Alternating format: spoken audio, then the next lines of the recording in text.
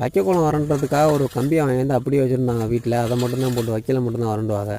நம்ம தான் சும்மா இருக்க மாட்டோமே, ஏதாவது ஒன்று யோசித்து அதை ஏதாவது பண்ணலாம் அப்படின்னு ஒரு நெட்டாக ஒரு கம்பு அதில் சொருகி கொஞ்சம் வெயிட்டாக இருக்கிற மாதிரி பண்ணி விட்டு அதை போட்டு மண்ணில் இழுத்து அது மேலே ஒரு கல்லை வச்சு நல்லா இருக்குங்க.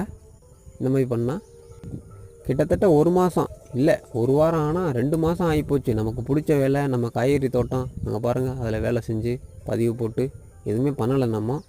அப்போ என்னடா பண்ணேன் அப்படின்னா, 1 வாரம் கேப்பை அறுத்தோம், அதுக்கு முன்னாடி களை வெட்டணும், அதுக்கு முன்னாடி கடலை கொள்ளையில் கிடந்தோம். இப்படி நம்ம வீட்டில் செய்ய மற்ற வேளாண்மையில் ரசாயன வேளாண்மையில் அப்படியே போயிட்டோம்.